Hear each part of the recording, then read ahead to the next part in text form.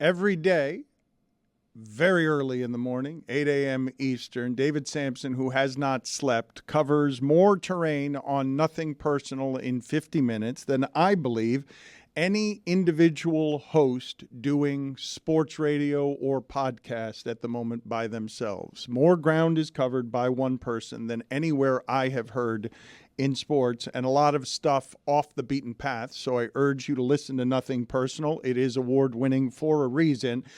David Sampson has been very public and loud about his hate for Scott Boras, the super agent, because of how fraudulent he was after the death of Jose Fernandez, milking the pieces of it that he can use for his own gain to look good and then abandoning the family thereafter. Scott Boras has made himself very wealthy, changing the entire finances of baseball in a way that enrages David Sampson. Now, this year, I don't know what's happening with the free agents. There are 4 Boras free agents who are unsigned. Can you explain to me what's happening, David, and welcome, with baseball's free agency?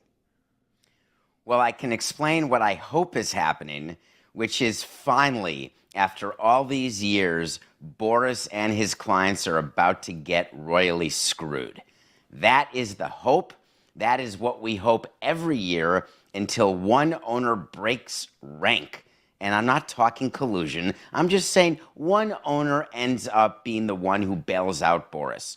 But now I think this could be the year that he's gone too far. We're here on February 21st. He's got Blake Snell, Jordan Montgomery, Matt Chapman, and the 4th player, whose name is escaping me right now. It's all right. That's allowed. Oh, my God. It's okay. That's all right. No sleep. I was going to text you this morning at 1:30 when I was watching Snell was great, but you'd be really offended if he got one of those 250. He was great last year. I can't believe that San Diego wasted that season from Snell. Well, he did win the Cy Young. That is true. But he's a 5-and-dive guy. He's not someone you give $200 million to. Bellinger is the 4th. And the way Boras works is he promises his players an amount of money. And then if it doesn't come, he says, don't worry, it will. And it happened with Juan Soto. The Nationals offered him $440 million. He said, no, thanks. I'm going to wait and see. Now Juan Soto will not get $440 million from anybody. He's now on the Yankees after a failed time with the Padres. And so what we're watching for now as the regular season starts a month from yesterday, am I going to South Korea as part of Meadowlark in March? First I'm hearing of this. This is the first request. I don't think we're sending you to South Korea. No. So no, you are not. The Dodgers open the season against the Padres. It's Ohtani, in theory, ready to be the DH for $700 million over 20 years. That's quite an expensive DH. And so the season starts in a month, and these players don't have a place to play.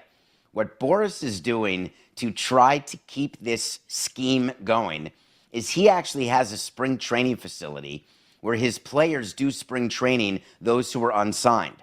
So Jordan Montgomery and Blake Snell will throw bullpens and get their arms stretched out, and Bellinger and Chapman will get at-bats. And the hope is that some team will come forward and give the long-term deal. My hope is that all 4 of them get the Carlos Correa, Boras, pillow deal of a 1+1, where you get 1 guaranteed year and then an opt-out and a team option for a second year. Then Boras will take the podium and he will say, this is exactly what we wanted. We wanted Blake Snell to make $40 million a year for 2 years. And he's totally lying because, of course, that's not what Snell wants. He wanted the $200 million. So the question you're asking is great. Is this finally the year where no one bails out Boras? And that is certainly the hope in the industry. Explain what you're doing there when you say an owner breaks ranks, but it's not collusion, because an owner breaking ranks would be only breaking ranks if there is collusion. So what you need for collusion is an actual act. You need there to be a meeting or some sort of communication. Do not sign Scott Boras clients. And if you do, you will get in trouble. That is not what actually happens. And we can go back to when collusion did happen in Major League Baseball, where there was a settlement. There wasn't necessarily an admission, and that was before my time. The meaning of breaking rank is that all of the side sort of talks that happen from ownership down to presidents, down to GMs, down to people in scouting and player development, where you talk about the value of players and you say, hey, are you looking for a Bellinger type player because we've got someone? Do you want to talk about a trade, or are you going to look to sign other types of players? But there's nothing officially that comes down from the mountain. So there is no collusion. What breaking ranks means is that all the owners are very aware that Boras has 4 clients out there, and they are individually deciding not to be the one to sign him. It happened with Barry Bonds. Everyone decided they were not going to have him inside an organization until Jeffrey Loria broke ranks and made him the hitting coach of the Marlins. And it wasn't that we were told by Bud Selig, you may not hire Barry Bonds. We don't want him in the sport. It was just one of those things that was understood.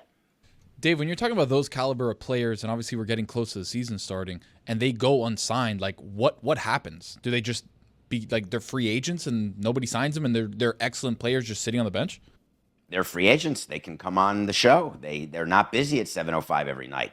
It's not going to happen. Those 4 players will find a home.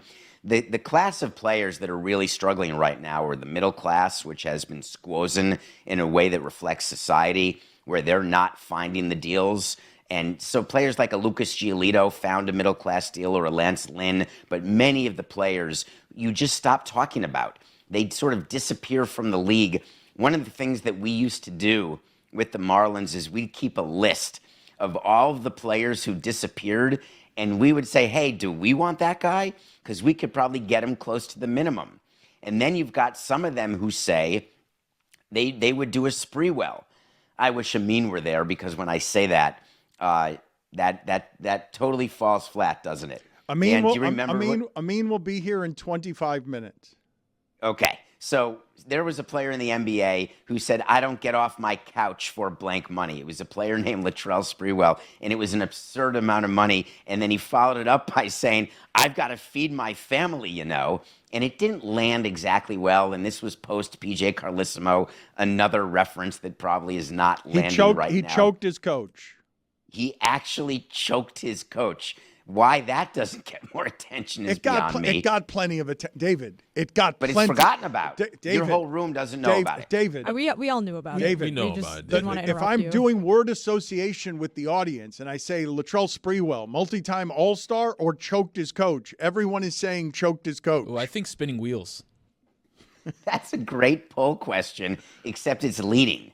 If you just did word association, Latrell Sprewell blank, what would win the poll for filling in the blank? His coach.